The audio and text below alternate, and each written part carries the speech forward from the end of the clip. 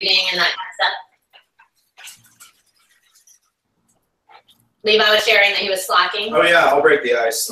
Yeah, I've been slacking a little bit, I think, because I feel like I kind of burned out up front a little bit, but I got through the majority of them. Mm-hmm. You just had this last one.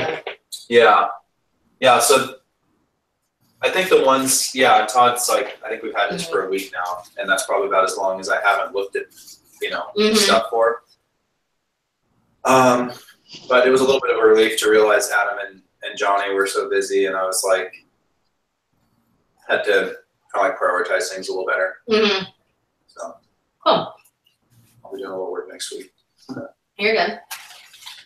I got behind. I got way behind. I told Weston, but I had my Bluetooth on, and Paul and I are sitting there driving in the car, listening to interviews. We're trying to go, okay, find the top, you know what I mean? Fill it in and see where you go. And so, yeah, I got way behind with my construction project. Went on and on. So, yeah. But I mean, I do want to say, I think that, I think you guys' questions are getting a lot better. I mean, I'm like, man, you guys are getting good at this, because at first I was like, okay, I can't put my finger on it. But I walk away now thinking, okay, I can hear a voice. I know what that guy thinks. I can feel this guy out better. The last couple ones I felt out much better than previously. I had a really hard time putting my finger on things, but recently I did. I thought that Todd was great, and I thought Kurt was great. I just heard them better. I think and I thought it might be, I told Paul yesterday, I think it might be your questions. Your questions were much better on point, and I go, oh, okay, I get it. I see it. Anyway, that was all my feedback. Thank you. We feel better and better about it too. So yeah. We're getting there. I know. Fortunately, it's been a good time for me. I haven't been traveling much, so I do have a cold, so you can't hear me very well. Sorry. But I do travel this Wednesday, and I'll be gone for a week and a half. So I'll do as much as I can at night whenever it's required. But unfortunately, I'm all caught up, but I think we got some really good candidates. Yeah, I do too. Well, let's talk about the candidates really quick, because we're going to be moving into second interviews soon. And we're going to let people know this next week that we want to interview them for a second interview. So I'm just going to go down the list. We're currently a no for Miguel and a no for Jeff Moores. So I'll be sending them out an email on the week of the 17th, because I said that's when everybody would hear from us, and let them know. And we're a yes on Rod, so we'll be scheduling him a second interview. Right now, Kyle Cunningham, we don't have enough responses. We need Brian, Adam, Johnny, and Kathleen. I haven't gotten to him. Yeah. So he's gotten such a mixed review that we can't really tell if we are going to give him a second or not. So just by the 17th. He did email me and asked me if we could give him a call, because he wants to share about some things that have developed on his side. So my guess is he's moving into some further stages with another church. I don't know yet. I'll find out. I'm going to call him tomorrow. So I'll let y'all know what that's about. I can get to him tomorrow. We've got to drive back to Seattle. So I'll just put him on the Bluetooth. Tell Paul thank you. I know. Tell him thank you. Jay is going to be a no. David Cobia is going to be a yes. Curtis Brown is going to be a no. He's not going to have enough. So Kathleen, don't worry about it. And then Kurt is a yes. And then Todd looks like he's most likely going to be a yes. But probably just need to hear from one. Yeah, we probably need to hear one of y'all again. If everybody would have to put a 0 for us to not interview him, so most likely we're going to. So we have 1, 2, 3, 4 for sure, and possible with Kyle, just depending. So any questions about those people or thoughts about any of that at all? No. I like the new scoring system a lot better. Yeah, I do too. Oh, it's way better, right? Yeah. The new what?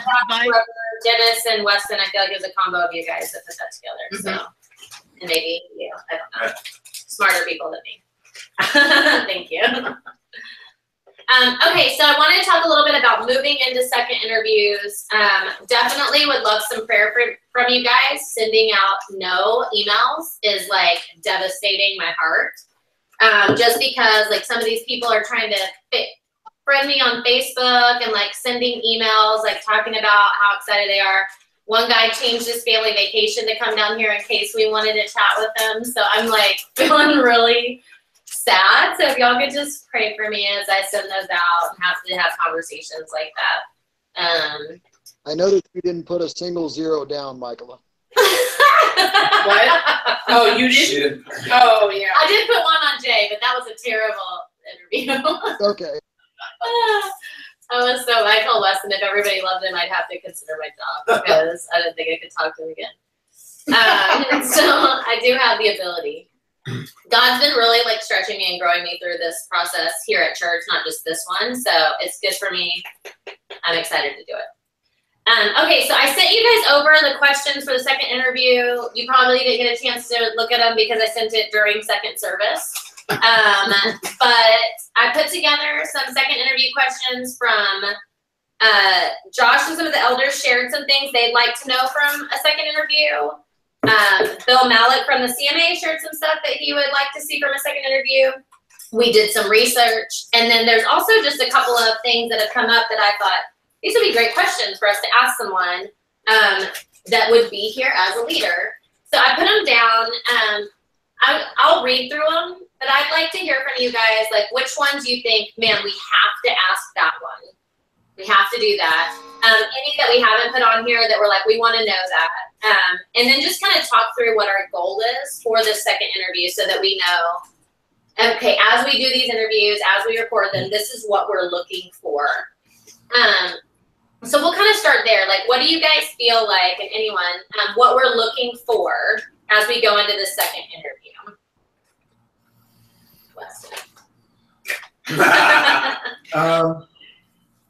For me, I think that this is off the top of my head, but I think all the 4 or 5 guys that are getting second interviews would be excellent lead pastors. Mm-hmm. So for me, it's not so much determining if they would be a good lead pastor or not, or it's more determining if they would be the best fit for our church in our season and where we see ourselves going and that sort of thing.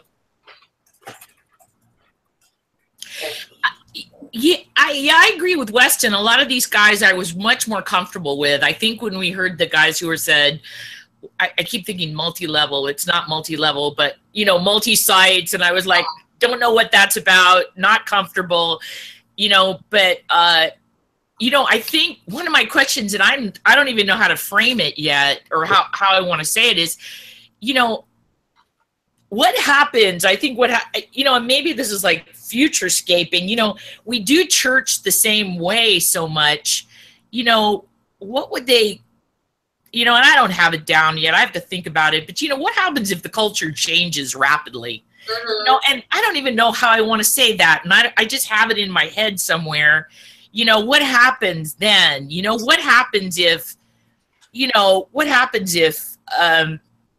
how do you see things happening? Maybe I don't have a clear picture.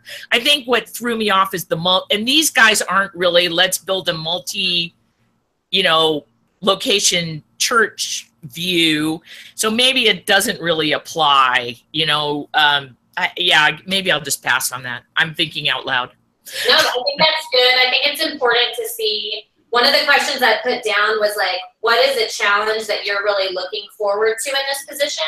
And I think it's important for us to discover, where do you want to grow? Because if somebody really does want to grow into a multi-site, like that's a dream of theirs, that's something they feel God putting on their heart, we need to be able to know that and take that into consideration as we move forward and go, is that something that we're comfortable with growing that way?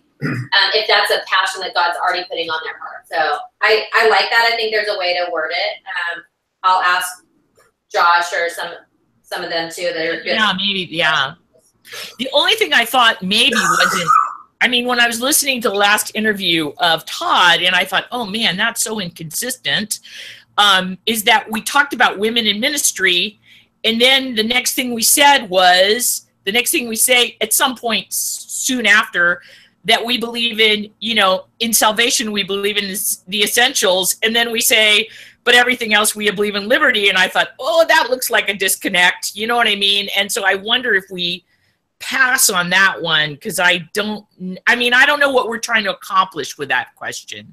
Maybe that's a better way to say that, because I wondered if you were trying to say, how are you going to work through discrepancies, or, you know, I wasn't quite sure. Yeah, I'll share with you a little bit about that. So one thing we noticed is that most of our top candidates have expressed their belief in an egalitarian situation. And so I took it to the elder board and shared with them, as well as a few other people, and just said, this is what we're seeing.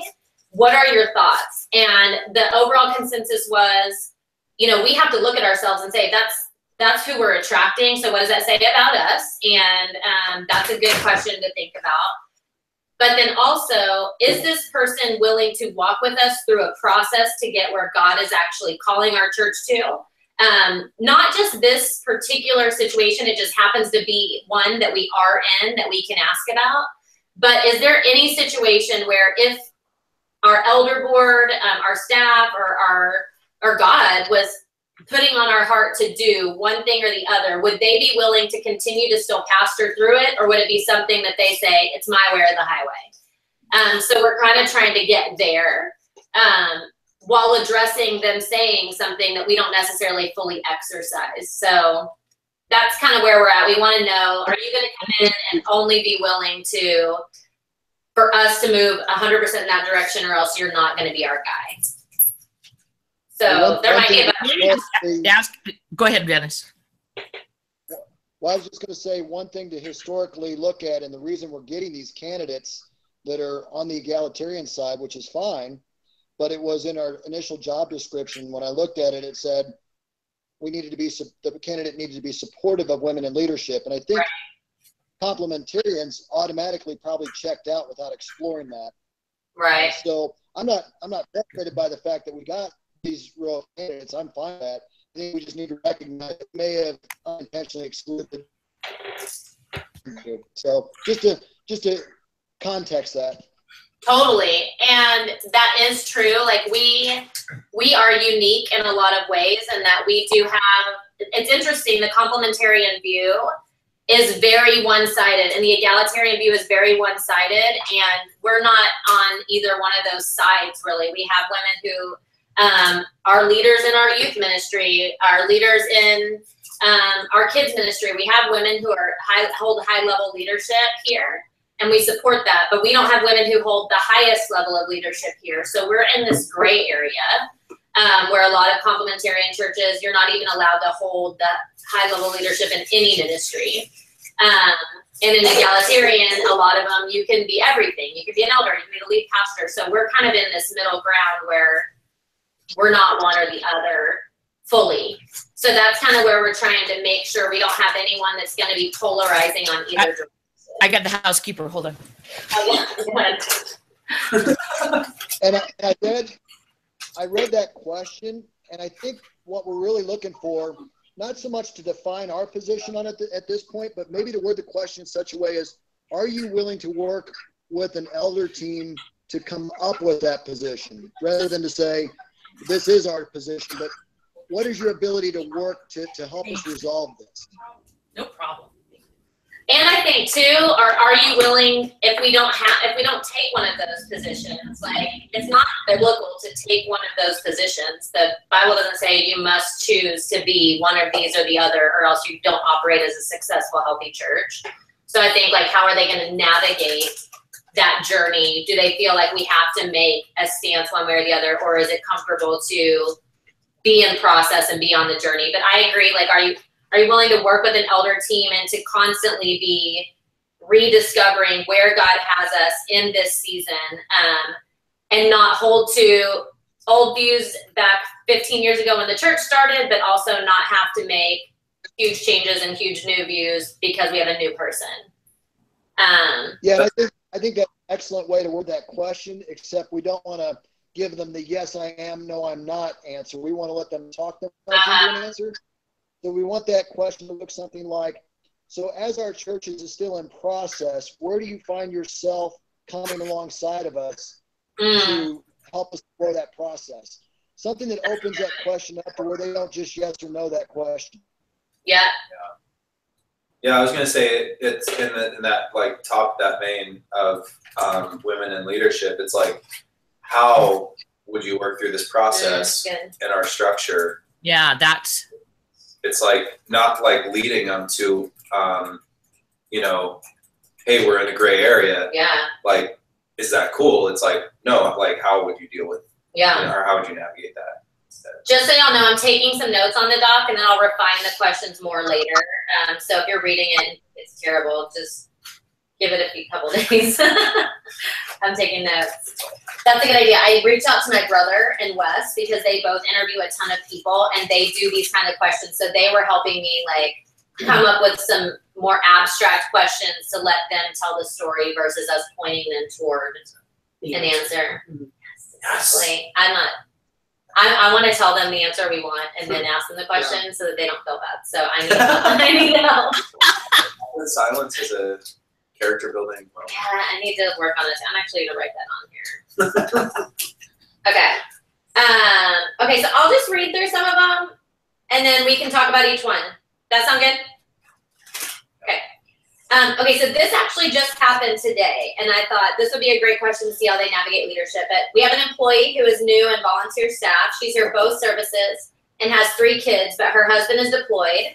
We have a process where all kids have to be picked up between services so leaders can pray together and be prepared for the second set of families coming. However, while these kids are here, it's causing irritation and burnout and confusion on how to honor both people. So what are some creative ideas you've either seen or how would you handle this situation? That kind of helps, like, how do we honor our staff as well as honor new families and our volunteers too? Plus, then maybe we can get an answer to that. Yeah. What other problems do we have? So I don't know if y'all have any thoughts about that one. To me, that doesn't sound like a second interview level type question. Yeah.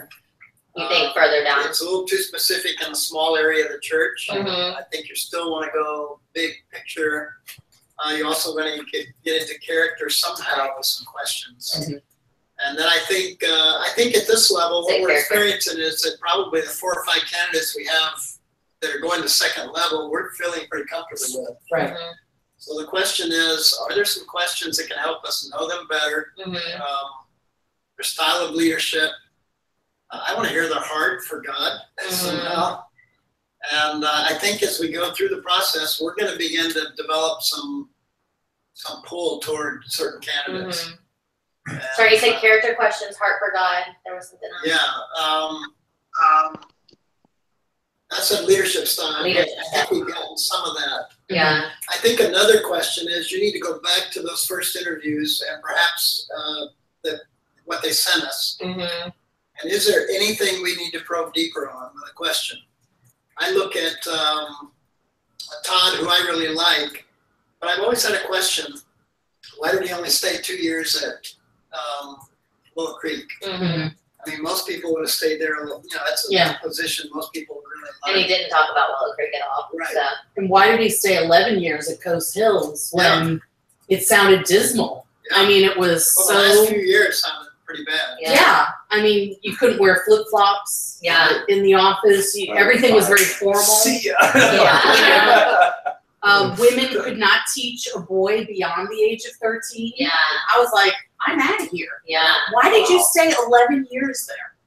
You know, That's that to me, I really liked him, but on the opposite side, I was like, was he just comfortable? Was he coasting? Yeah. What was going on that you would stay there? Yeah.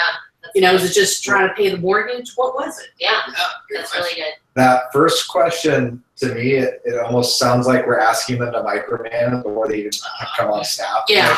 I don't know if that's a senior pastor question to start with. Okay.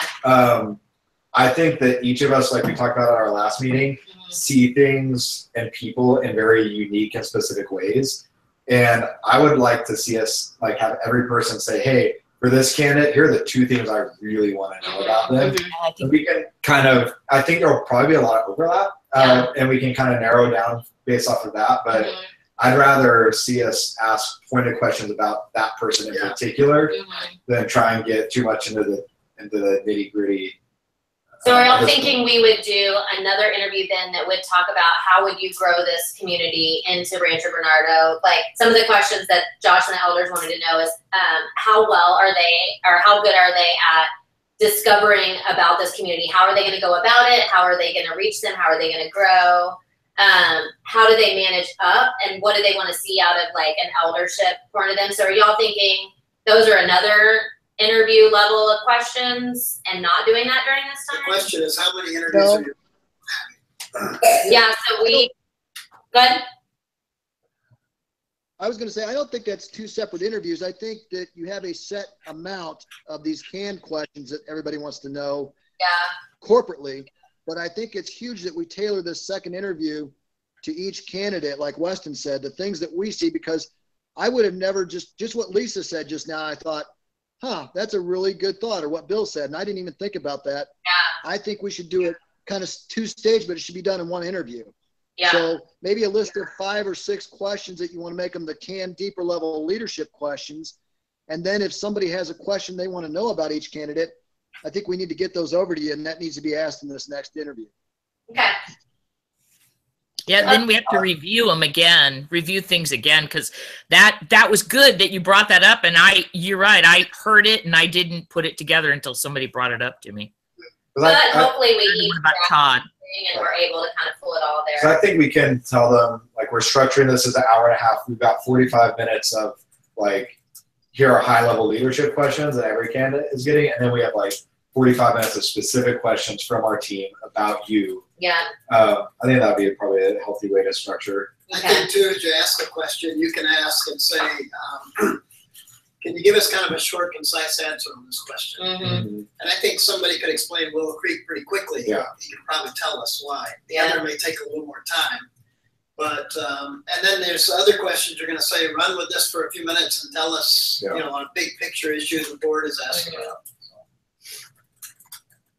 Yeah, if it's gonna be an hour and a half, that's a good chunk of time to, you know, kind of have a couple of phases, I think. Yeah. I've never done an interview before, but sounds Are you reasonable. excited about I've sat through a few. I have been there. On the receiving end, yeah. And too, I think that this kind of job, they're spending this time doing this anyway. So, okay.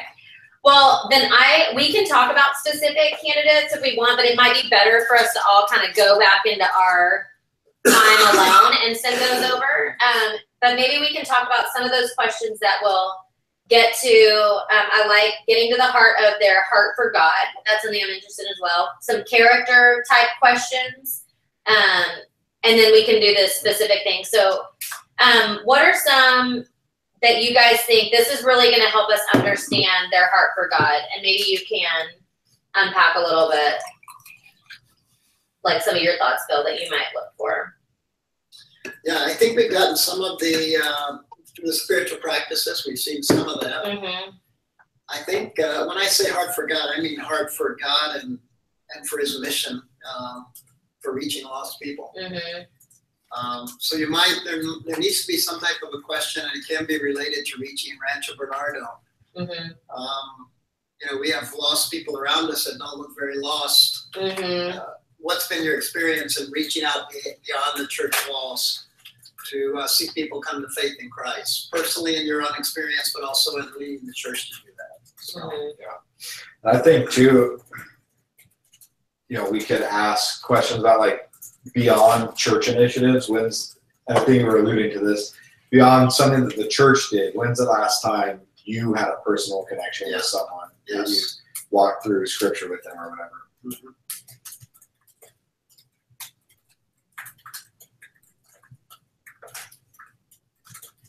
Yeah, like, is this something that you practice as a person, or is this something you're doing just as a pastor, as your job? I like that. Okay. Maybe the way we frame that, like, some pastors are great evangelists, you know, and they put out the call and people come forward. And there's others that are discipleship, you know, and they're taking you through the scriptures, or they're unpacking things for you to be able to grow in your faith. Some of these guys have a life completely apart from God, you know, in the business world and all of that, or transitioned to full-time leadership. Others were raised in the faith, you know, spoon-fed on gospel from day one. I guess what type of person do they relate to? How do they relate to the average person? Is there, I don't know how to frame it, but is just, you know, my only concern with someone who's only known the church is that's their whole world. Yeah. They've never held a job outside the church. They've never been in a community outside the church. They've never been apart from God. Yeah. You know, not that that's bad, but it's just different. You know, it's different than what we've experienced. Maybe something along the lines of, you know, being a pastor or on staff at a church can be really isolating because you're constantly surrounded with the epitome of the Christian life. How do you then step into the congregation and relate to all of those around you who their regular everyday life is at work, with their families at home, all that kind of stuff, and they're not forced, in a sense, to be doing all of this stuff? How do you relate to them? I'll have Josh help me frame a lot of these questions since he's really good at that too. So I'm going to take a bunch of notes and then kind of send over some we get framed out. I think that's one thing too, is that with Josh and Sean, they're both so good at what they do when, you know, from the stage or interpersonally, like, you know, sitting next to somebody and not being afraid to talk to them and, you know, share what God's putting on their heart with a random stranger. And I think that plays into why they're so relatable, you know, when both agree. Or anybody else, honestly, like, you know, that has preached here. I think maybe that plays into the cultural aspect, but just being really able to talk to, like make it like it's you and me talking, but there's 200 of us sitting there. And I've seen that from a few of the guys that are, you know, from a few of the candidates. So that's, you know, I think that's a good thing. I don't know how to get that like in a question form, but I think something along the lines of, if you didn't work in a church, if you were working at a business or whatever, like, how would you go about sharing the gospel with others without saying like, oh, I'm a pastor, this is what I do? That's my easy segue into why we're having this conversation. That's not a segue. No, it's a brick wall. Yeah. All of a sudden, people are like, well, what did I just say? Try to keep that hidden as much as Yes, that is so funny. Yeah, we've talked a lot of candidates who want to launch multiple campuses and stuff like that. I don't think that's bad or wrong, and it might be a direction that the church goes down the road. I think it's a strange thing to be a goal. Yeah. The goal should be that you have a healthy church, and how do we fit people, whatever, how do we maintain community? And so I would like to ask questions about, like, what does it look like in 3 to 5 years for the church to be succeeding? Because if the answer is we planted campuses, that's not a good answer. Right. But if the answer is like we have a healthy community, we're reaching out, like those sorts of things, that's more what we're looking for. That would get at what I think bothers me, because I think this multi-level church, I think what we said, help me frame it, feels like culture.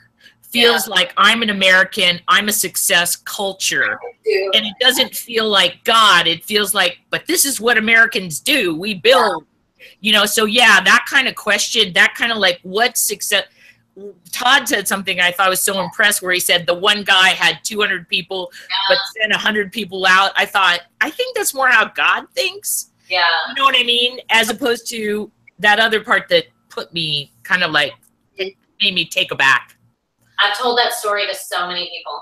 I thought that was really healthy. Yeah, I mean, that was a really healthy approach, you know, and because so much it could be, look at the empire I built. Yeah.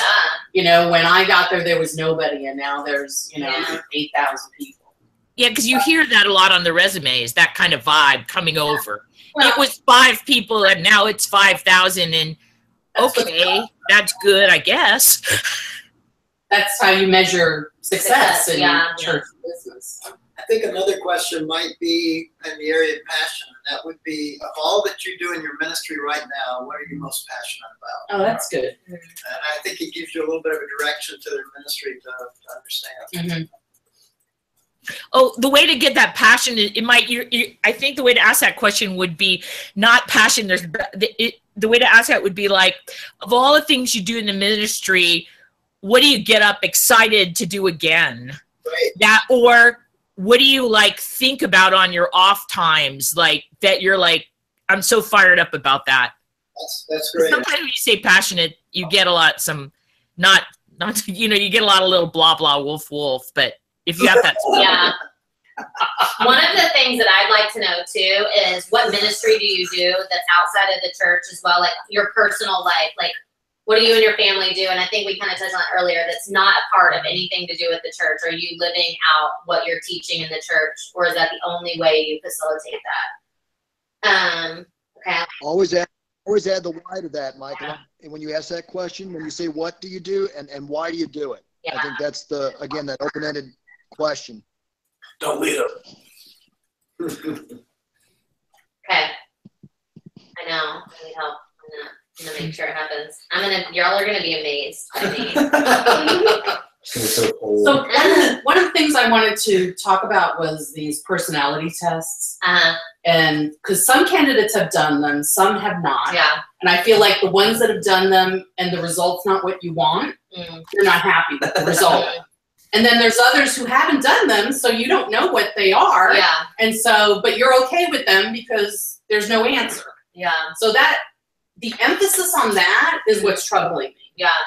I think for us, and I don't know how it's coming across because I'm on this side, but I think for us is we know so much about all that stuff that we're able to kind of see some of the things. Like, for example, Rod, his personality type can lend itself toward being very aggressive, very like demeaning and rude and that kind of stuff, which we actually saw in the early years of Josh's leadership, and it was very difficult. And so we don't want to regress back to a time where things were very difficult when we've grown and matured as a church. So it's just helpful for us to see, oh, you know what? He has grown in that area.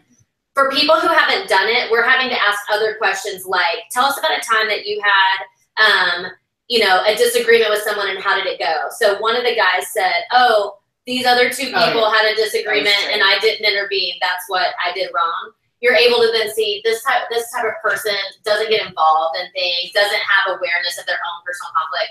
Whereas if they've already taken these tests, you kind of know that right away, so you can ask more specific questions. Hey, your tendency, you answered this on those questions to get this result. If your tendency is this, how do you handle it?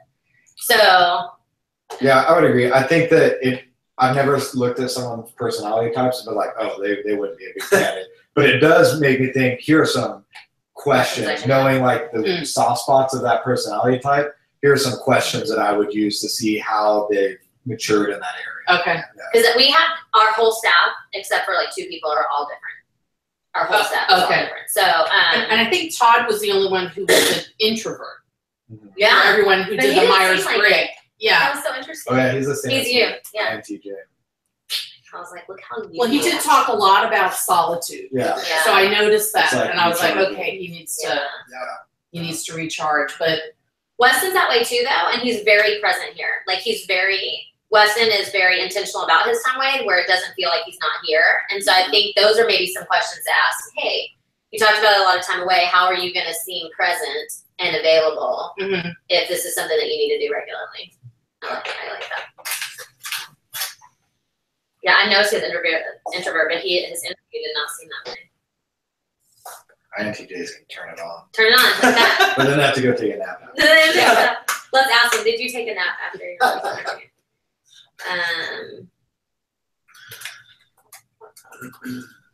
Sorry, y'all can. Okay. did we ever find out Rod's educational background? I'm pretty sure that he had listed whatever degrees that he had completed and just said completed. but didn't list Oh, right. the institutions or where they came from?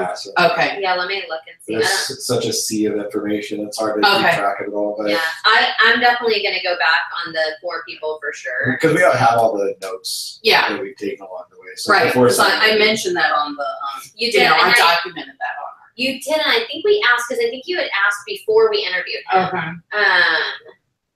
Let me go look at it, just since we're talking about That would be it. the challenge for these interviews. Just trying to If remember. it was any more than just you two people, Mhm. if you bring somebody else in, Mhm.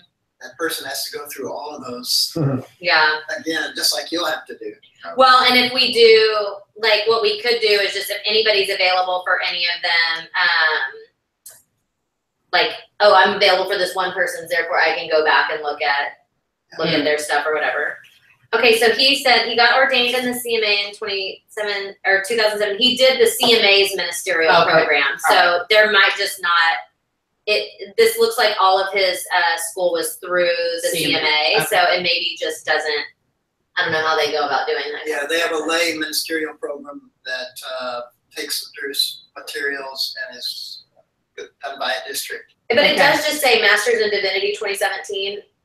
So he might just be going through a CMA school, Crown maybe or something. I can ask. We can ask Oh, him okay, too. all right. We allow that when somebody has a secular education Oh, right. and then they need to get up to speed on the theological or the Bible part, and so we'll take them through what the alliance is about. Okay. Okay, so I just want to make sure I hear you guys right. We want to learn most about their character, their heart for God, and how they best fit for our church and our season. So we need to ask like some our season questions. Mhm. And so I think some of that is, how are you going to reach this local community? What are some other like our church, our season kind of questions? I mean, I think everyone is gonna have their own area of expertise. Like, I would like to ask questions about worship. Like, how have you worked with worship pastors in the past to, like, grow a deeper sense of worship among the congregation? You know, stuff like that. I think everyone's gonna have kind of specific questions like that they would want to ask. Yeah, I had put one on here, like, how important do you feel the congregation of a church is when making decisions? What about staff? What about the outside community? And what are the varying ways to get them to all feel a part of it? Because I think you have to be the leader of a staff, you have to be the leader of a congregation. This is just a suggestion. Oh, sorry, Dennis. This is just a suggestion because somehow it might be easier for you guys and everybody else to follow the train of thought.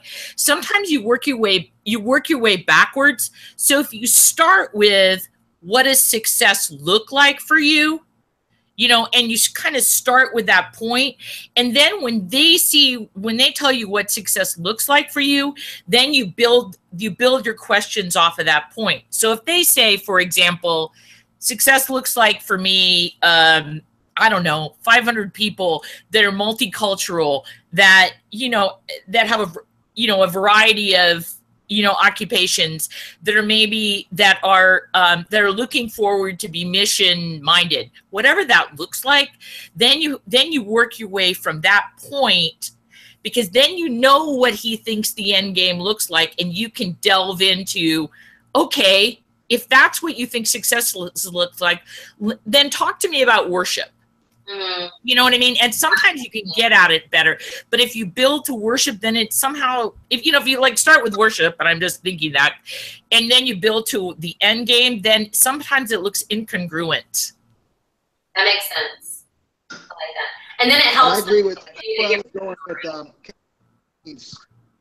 I was going the same way Kathleen was going, in the sense that instead of saying how important is it to you, that already indicates there is some importance that we're putting on something. Yeah, it's a leading Just about wording the question, and I think you're going to the right spot, but I think we're leading the candidates there sometimes. Yeah. So let's just review, come up with questions, and then let's work through how we're going to word them. I think the direction is excellent. I think we just need to be careful that we don't lead the candidate. Okay. And that's what I do when I'm doing. I don't lead the candidate where I want them to go. I want them to take me where I want them to take me. Okay, so what I'll do is I'll take kind of the basis of our notes. I'll work with Josh on some of the wording, and then I'll put it together for you guys, and y'all can kind of poke holes in those then on any that seem like they're going to place. Okay. And I agree with you, Weston, on some of those. Some of the bigger items like worship is important because it's part of our entire journey that we're doing. Whereas maybe how to handle this interpersonal thing is not necessarily the biggest deal. I think some of those are good though. We've had a couple of things that have really turned around because our lead pastor got involved and showed that it was important. Kids Life used to be completely disconnected from our services. People didn't even know it existed because there was nothing in our room and nothing verbally happening. And so how are we going to continue to foster the next generation if we're not talking about it? So I think sometimes we do need to go, and I like your wording, Kathleen, the futurescaping, kind of talking about what they think these different areas look like in the future. Or maybe even how do you go beyond just leading the church as a whole down? How do you lead down into the smaller ministries? How do you show that the prayer team's important and that Kids Life is important and that kind of thing? Okay. Okay, so as far as second interviews go, we're going to start setting those up for the 17th, the week of the 17th. And 1 o'clock is kind of when we've been doing the interviews. So I don't know if anybody is available sometimes at 1 o'clock or would be interested in being part of the interviews. We want to have at least 2 people. And then if I'm not asking questions as a person, I'll be there to moderate and be able to set up the recording and all that kind of stuff for all of them. And then Weston, if he's available. But I just wanted to hear, is anybody interested in being that, one of those people asking questions and or available at that 1 o'clock time slot? I'm confused. You guys are going to be there too? I'm confused. No, I'm gonna set up the video. I'll be the one interviewing if we don't have anyone to be part of it. But if we have at least 2 other people, then I'll just be there. To start it, to introduce everybody, and to record it so that everyone can still see it. So you won't have to set anything up. You would just have to be there with the questions. We'll provide the questions to everybody too. So you just wouldn't be doing it alone is all. Yeah, my thought is you and Weston will be in all these interviews, right? Weston might not be because of Spain trip, but I will be there for sure. I'm going to be gone for 2 weeks right when they start. Oh, so. Okay. And my assumption is that you'll be in all those interviews. You'll lead the interview. Yeah, I can then guide. I can guide. So as okay, Bill, whatever. Kind of I think if any of us can be in, we're there to help supplement and to listen and to interact. I think you have to take the lead. Yeah, and I'm totally fine and excited about that. But I do think y'all are different, asking questions and some of that. Going down the rabbit trail, it's good to have other people. So I just wanted to see who is interested so I can try to I can do it at 1. I mean, I'm not coming back till the 16th, but you know. But I could tell you ahead of time. Yeah, I'm free. Okay. Dennis? I'd be happy to help where I. Yep. I'm going till 22nd. So. Okay.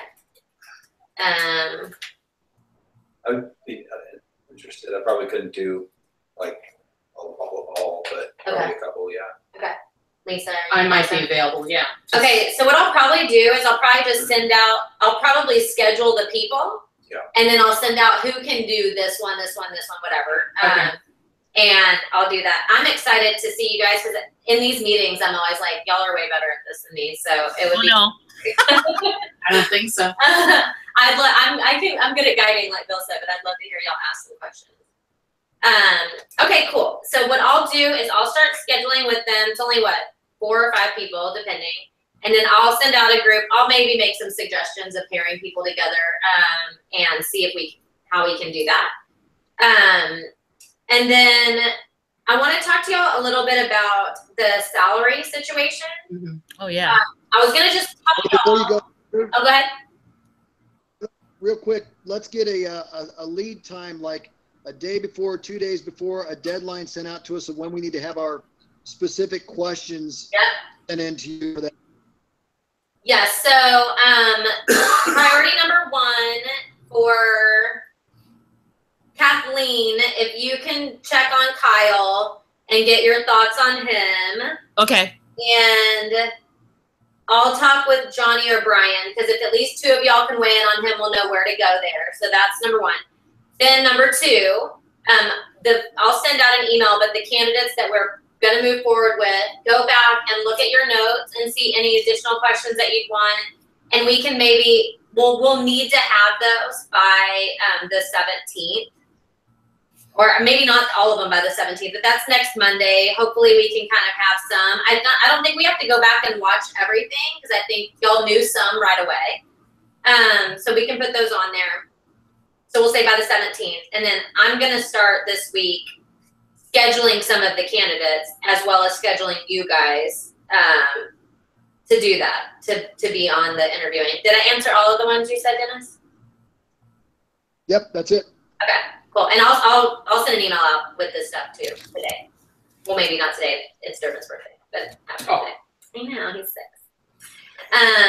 Okay, so I want to talk about the package. I sent it to Todd because in case it's a big decision making for him and he can just say no to us, he can just say no to us. But I haven't sent it to anyone else. I have a question about it though. Let me pull it up. So basically the elder board, as well as Sean, put this together. It's got a starting package, and it has 2 metrics of where they can graduate on these 2 different sections. So once we meet these 6 goals within this time frame, then they can get a raise. And once they meet the next 6 goals, then they can get a raise. We haven't implemented that across all of our staff, but it's our desire that that would be for everyone as our church grows in these specific ways. So it's not just numeric. Let me look it up for you really quick, and then I'll share it with all of you so you can see it. It's not just numeric, but that is part of it. So I want to kind of look at that. So right now, it's a beginning package of $88,000. So it's a base pay of $82,000 plus $6,000 for healthcare costs. We're not making them use that for healthcare. They're getting $88,000, but we say it so that they're not going to ask about it. A lot of them, their spouses are going to be the way by which they get that. And they'll also be able to get housing allowance, which if you don't understand housing allowance, up to the portion of money it costs for your house, cleaning, bills, all this kind of stuff, you can basically get it federally tax free. So it's as if they are getting more money than the $88,000. So it doesn't come out that way. Parsonage. Yeah, parsonage. Put in my, Say that again. where do I apply? Weston was going to put his name in as soon as he said okay, so then we have growing and investing. So the first one is breaking through the 500 barrier, and it would be up until December 2018. And so it just goes through where our church currently is. We average around this many people, and this is where we want to get to. So our 6 goals are that attendance engagement is higher. So we have our Sunday morning attendance is now consistently over 500 adults gathering in worship together. And we're really looking for engagement, not necessarily numbers, because right now we have about 500 people who call our church home, but we have about 250 people who come to church on Sunday. So you're looking for engagement. The next one is that we have people actively engaged in life groups and serving. So we see at least 60% of our people engaged in life groups and serving. So you know that they're invested in seeing our church community grow. The third one is 60% of our people from Sunday morning are actively engaged in giving. Not tithing, not very specific like that, but they're engaged in giving. Todd kind of talked about that. Like even if you're given $1, you want engagement. The next one is that our church is actively engaged in local and global missions to do an overall kingdom investment. So as a church, we're investing outside of our walls and our stuff we're doing by 10%. We want to be globally giving by 10%. And then our overall number of growth in conversions, discipleship, baptism is growing. So we want to see that we're active, like the word is going forth in our church as a measurement. And then the 6th one is that our leaders, staff, and elders are developed quarterly to grow in character, competency, clarity, and chemistry. And we are going to do a 360-degree review every year where we will send it out to all these people and they'll be able to review and see how engaged are you with the people you're leading under and leading alongside and leading with. And then we have another barrier with the same goals, but they're just increased. So I'll send those to you, but just any, do y'all have any thoughts about that? Any flags, any questions? Well, maybe that's not the, maybe that's the third, I mean, because you can't, the problem with those statements are, you can't just say, this is what we want. There's not enough fine point to that. But maybe the question is, if that's what they want, maybe you take those questions and ask that on the second interview, or maybe the third interview. I don't have because that's what you want to find out. That's futurescaping. Yeah. Tell me what you would do exactly in those situations, because then you get a feel for character and growth and how do they solve a problem. Yeah, I like that. And maybe you guys can, I'm sending it over right now, but maybe as you're writing up your specific questions for people, you also look at this and go, this is questions I'd like to know leading toward this. I think not asking him those questions specifically so we get a feel, it's not really fair. You know what I mean? It's fair to say, look, this is what we're thinking. Tell me how you'd approach the problem. Mm-hmm. Okay. And then you hear, maybe they don't think it's I don't know. But anyway. I do think as a pastor looking at a new ministry, most of them are not wanting a detailed document of, they're wanting to know how much is the church offering in salary. Are they taking care of insurance? You've got something in there. The question is it enough to live on? Okay. Yeah. And then the second question that they should be asking is this where God wants me? Yeah. Is this where God wants me? I'm there. Okay. So I don't see a detailed document going down, attaining this in the future. I think it's great. It gives us the idea of what the board wants, and then we can base some questions on that, like Kathleen said.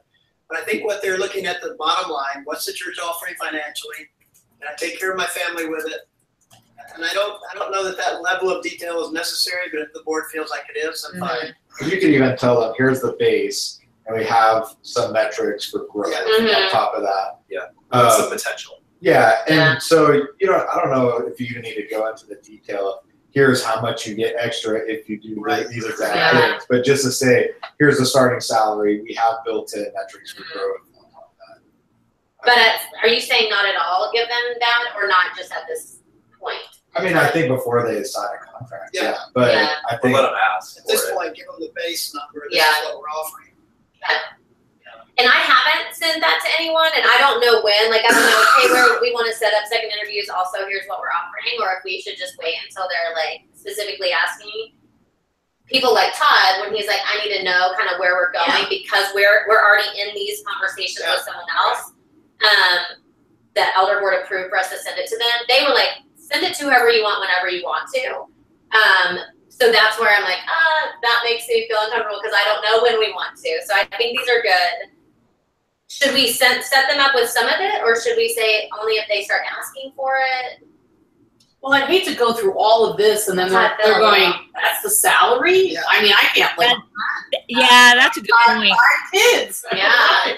Or whatever. Yeah. And just so y'all know, we're at the lower end of Southern California. Sure. This is at the low end. And that's why we wanted to include growth metrics so that they will see this isn't your forever. Yeah. Yes, you're going to look at the average in Southern California and see that on some of them we're not on the scale. Like, that's just what we can do right now. But we want to honor you if you invest here and help you grow. That was kind of the behind why we're doing that. It's because we just can't do it all right now, but we want to. Most of these are coming from larger churches, so are probably making more than they're totally making more than that for sure. As they're like volunteer staff. I mean, it maybe Lisa has a good point. Maybe we need to say it before we all kill ourselves on second interviews, because if they can't afford to live on it, why let's go down the road?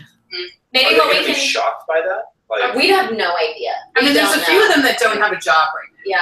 David doesn't have a job. Someone got Todd's out of a job. Sean and Rebecca have been on this salary, so it's not like it's unheard of at all. Whether they're shocked or not is probably more about where they're at in their ministry. But they have to have been doing their due diligence on seeing our size of church and what the likelihood is of the amount. And we're not in Orange County. Right. So I don't And we're think not they're a going to be shocked mega with me. multi-site church. Yeah. And some people who are shocked by it, we have to be willing to let that be a measuring point of whether God is calling them here or not.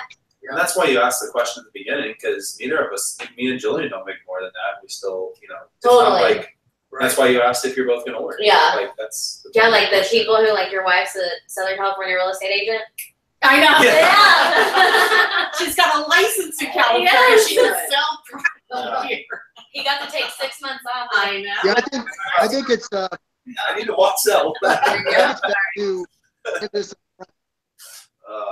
I think we need to let people know. I think we need to be, obviously, like you said, the metrics for growth, but I think let's let them know up front. Yeah. And let's also say, let's dream big too. I mean, who knows what God's going to do. But yeah, I think we need to let them know before we invest a lot of time in them. Okay, so maybe what I'll do is when I send out the second interview, I say, hey, thank you so much for spending your time. We're interested in we're moving forward into second interviews, and we'd like to invite you to be part of that process. We want to let you know what our package is going to be so that you can take that into consideration when you decide to accept the second interview or not. That way they will use it to make the decision. I like that. Okay, cool. Perfect. So we're ahead of schedule. Those are the main things I wanted to talk to you guys about. The person who was doing the surveys, aggregating them for me, ended up getting sick and couldn't do it. So I'm going to do it so that we can all see each other's feedback. And I will do that before I ask you to have your questions back so that you can kind of see that. I'll be able to do that in the next couple days. It doesn't take that long. She had just offered, so I was like, yes, take it. So I'll do that. And then that's it. Oh, yeah. I can't remember who I did it for. I can get you all. I haven't done very many. Yeah. Like it's a very long survey. It's time consuming. And I got through almost like 90% of one, and I went to bed. And when I got back to my computer, somebody had closed out all the windows. Oh, so I had to start all over again. So I don't think you have to. I think if you want to provide notes like Weston is, and like having some specific things that help us get there, I don't want y'all, if that's where we're spending time, like don't do that. I'd rather you drill down on like specific questions for candidates. And then maybe like Dennis has been doing, and y'all, other people may have too, is asking specific questions like, tell me why you feel this way about this candidate so I can understand. And maybe we'll be doing that in these next interviews. I think these meetings will be like, tell me why this about Todd, or tell me why this about Kyle, or tell me why this about Rod or Kurt. I don't want to feel favoritism. Who else is there? Kurt came to visit. All those people. Oh, he's been sending emails and stuff too. Yeah. He's like, he fell in love with us. He's already in love with us. We could probably offer him less.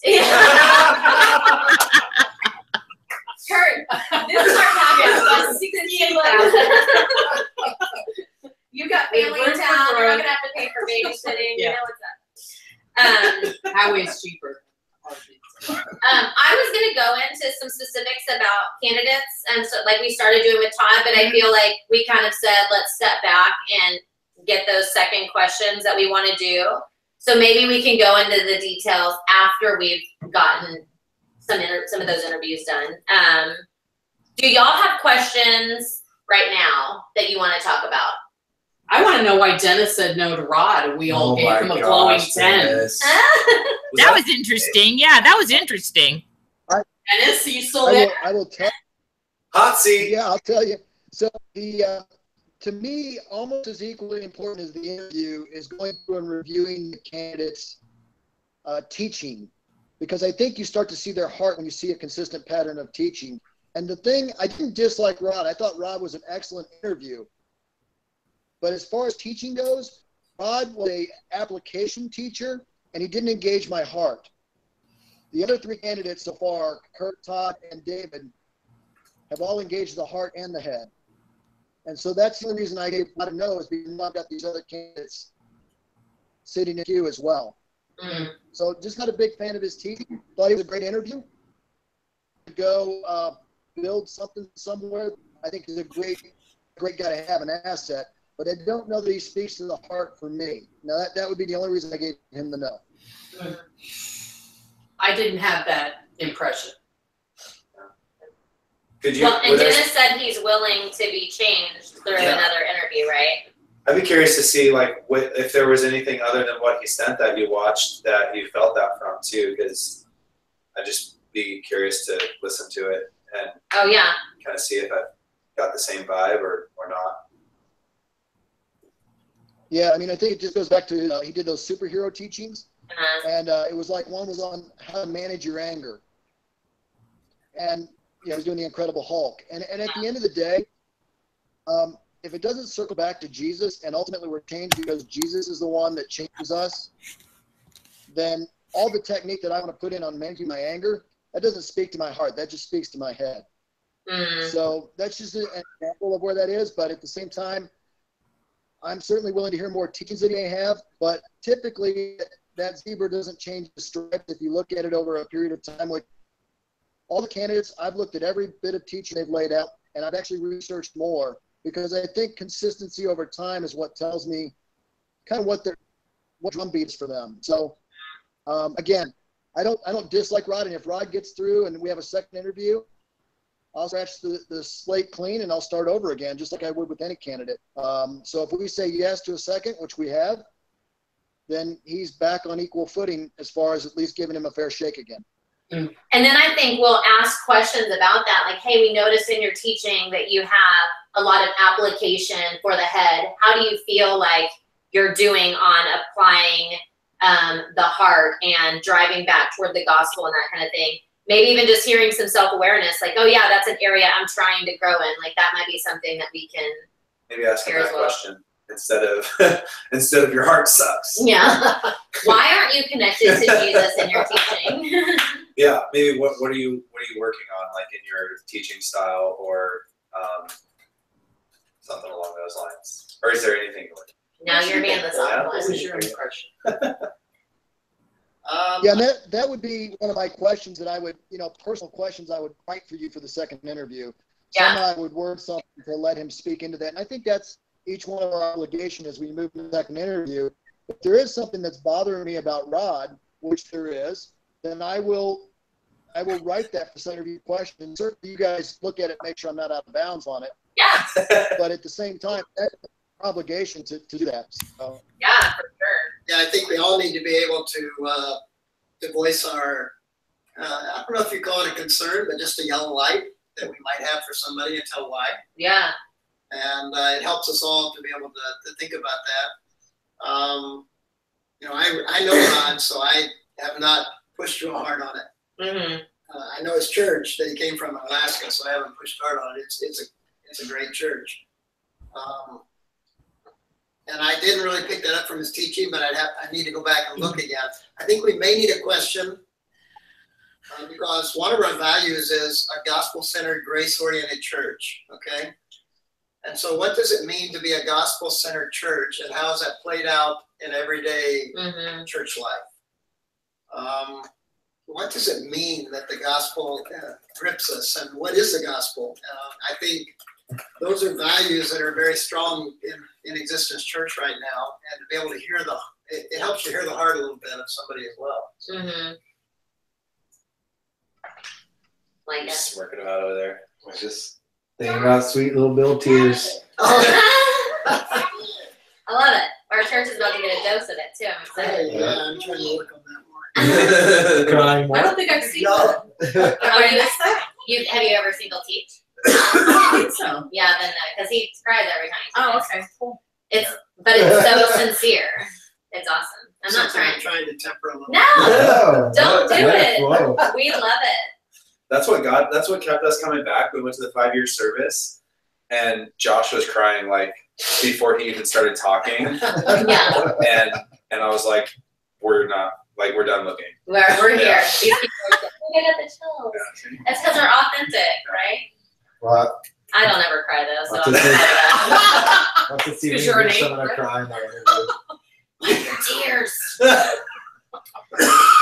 Well, That'd be a good question. When was the last time you cried? When? This morning. Yeah. When I saw your offer package. We are an attraction. I will say this. Anybody's gonna put in an application? I will say this. We are a very attractive church in that we're so healthy. And that has been really nice to hear from so many people. So you know that, like, yes, finances are a big deal, but also so is what you're about to drag your family through. And I think that does really matter. And everyone's commented on it, which has been really cool.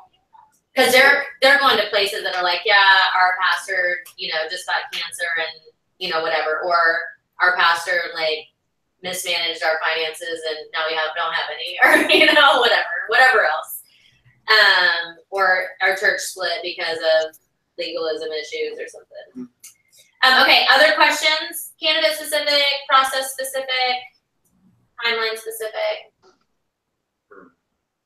So we're gonna go through these second interviews. You're gonna present them with the offer, second interview, and then what?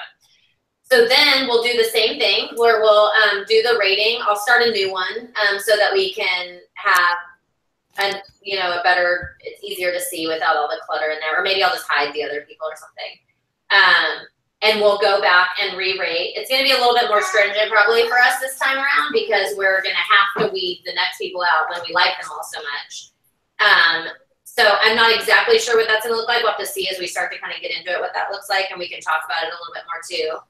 But then whoever we decide we want to move forward, it won't be all of them, I've been thinking, but whoever we decide we want to move forward, the elders are going to have an interview with them in some capacity to get their feeling of where they're at. They've been getting all of our documents, so Josh, I know for sure, has watched several of the interviews, especially the people that have come to visit. He's made sure to watch so he knew how to have conversations with them. And then if they're like a yes, then we will move to bring them out here in some capacity. And I don't know what that looks like yet, of being able to spend time with our staff, as well as all of us as a team, as well as teach on Sunday and see how our church feels about it. I'll have to get some more guidance from our elders on what they want that to look like. I feel ill-equipped to make that decision. But that's loosely what it looks like, is if we say yes, we're moving on to the second, or the next stage, then that means we're sending them to the elders to approve them to come out for a third interview. Even though they're kind of giving them a little bit of an interview. They're meeting them, I guess. I have a question on the, how do you judge how the whole body feels? What does the CMA say on that? Because that seems a little big. What do you mean how the whole body? Which body? Well, okay, so they come out and teach. This is what I'm not understanding. Yeah. I come out and teach, and there's 200 some odd people out there. Right. How do they respond, the people in the body, the 200 people sitting there, how do they respond and say thumbs up, thumbs down? What's that strategy? So the recommendation that we have received from the consulting group, as well as what they do in some of the CMA situations, is there's a survey that you give to the people that are there, and they're able to fill it out. So my guess is we probably have some printed, but also send out an email and say, watch this online. If you weren't there, you have until this date to fill it out, and then we would be able to review their thoughts. We are not, there's plenty of people who hate Josh and Sean who come every Sunday. Seriously, so we won't be able to take everyone into consideration, but we can at least get an overall sense of what are some of the things the body felt. We're probably going to only have 1 or 2 people that we ask to come do that. So we will have already decided we could have this person as our pastor, and we are seeing if it's confirmed through some confirmation through our church body. We just have to understand, our church body is not all healthy, prepared, and engaged for this. We'll prepare them as much as we can by letting them know. But we'll just have to look at their surveys and get a sense. If it's something like, man, we didn't see this, but glaring across the board, people felt X, Y, or Z. It's really more about them recognizing that we care about our whole church body. We have a team that we've chosen to represent our church body as a search team. So the likelihood of us seeing something in a survey that we didn't already know is going to be really small. It's going to be really, really small. So, yeah, it's more about them just part of it. Okay. I just wondered. Yeah. What, Dennis? No, I just said kind of like the whole encourage pants, right? Totally. Right. Yeah, that fell. Never mind. Most Alliance churches have membership, and so what happens is it's led by the elders, church committee. They pretty much bring the name of the person that they think after they come a candidate, and the members then have an opportunity to vote on that. But we don't have that membership here, so it's going to be up to more of the elders. Yeah. Well, it's actually our decision. Try and receive input. It's actually your decision, and the elders are going to approve it. Yeah, right. But we do want to be able to say, you know what, our church body received a message well. You know, they received it well as a majority. Do we have a programmer that works on our app? Like, would that be easy to build into the app? Probably what we'll do is do a Google form that we embed on our website, because we do a lot of paper those. stuff would be a nightmare. Yeah, but there's some people who that's the only way we're gonna get information. So usually we have some things printed out and then go ahead and email it out too. And then anyone who can't be here but wants to be part of it, they'll want to go on the live stream and do that and fill it out. So I would say we'll probably get max of 50 people responding. So we're not even gonna get a good representation from our church anyway. Just So optimistic. doing it for enough time. And then I have another. I'm sorry. I have another question, because this is kind of helpful for me to hear what other people think. So let's say we go through the second interviews and we've all read them. Are we going to all get together and kind of brainstorm with each other? Because that kind of like what Dennis thinks, what Lisa thinks, their thoughts. That's helpful to me, because sometimes I think, well, I didn't think that. That's a good, a good point. Yeah, I think that's our next meeting. After we do these second interviews, our next meeting is going to be, let's come and talk. It'll probably be longer, maybe at Lisa's house again, and going through each candidate. That's when this comes in. It's hard to do that for 100 candidates, 10 candidates. A second interview is not as crazy as a first interview is not as crazy as the second one. So that's what I foresee our next meeting is in person, working through these details. I'll probably go ahead and send out a date for that, and then maybe we can all get that date on the calendar. At Lisa's house, with a bottle of wine. Lots of bottles of wine. Or 10. We'll have to go through our least liked candidate first, so that we're not biased by the end. Yes, the number. Start off talking about Jeff. Oh yeah. Yeah, that's okay. We're closing up. So thank you, Bill. Appreciate it. Feel better. I was the first one to say no. It's perfect. You're allowed. We value each and every person equally, a full 10. So don't feel, even though Wes and I work here, and that doesn't matter. Like, that's our desire, is truly that we're just a part of this team deciding and just believing alongside of each of y'all that God's orchestrating this. We're just get to go alongside of them, and walk forward. Okay, cool. So I will send out these notes and move forward soon. I'm going to Boomers with my family for Durbin's birthday, so it's not gonna be right now. Yay. Hey, real quick. Michael, one other quick. Do we have any obligation, or are we reporting back to the church on where we are in this process, or what's next for the congregation? We've been telling them. So today we told them that we've been doing a lot of interviews. I can't remember exactly what Josh said. We've met Josh said candidates have been coming to our church and meeting us. We've got some great people that we really feel like could be our next pastor. So they've set, the people that were here or listen online know that. I think probably next Sunday we'll let them know this is how many people are moving forward to second interview. That's my guess. I gave them all of the teaching pastors that are going to be in the interim time today, which everyone loved, that we had so much going on. That was really good. I got really good feedback. I was nervous about that. I was one of the only times I've ever been nervous on stage. Is that not crazy? I was so nervous. Anyway, that's my guess. Did I answer you? I don't know if it did. I think that's it. Other questions? No. Thank you so much for taking. Yes, we're wrapping it up. Weston gave me the signal. It was on the screen though. So. I wanted everyone to know. It's time. Weston has volunteered to pray us out of here. Okay. Yeah. Lord, thank you for this process. Just thank you that you brought so many wonderful candidates to us. I just pray that we continue to listen to you as we walk through this process. Just help us to know who you've brought for our church at this time. We love you and we trust you. Thank you for this team. Just never pray. Amen. Amen. Amen. Okay, cool. And we also recorded this so that everybody that's not here can watch it if they want. Hi, Johnny and Adam.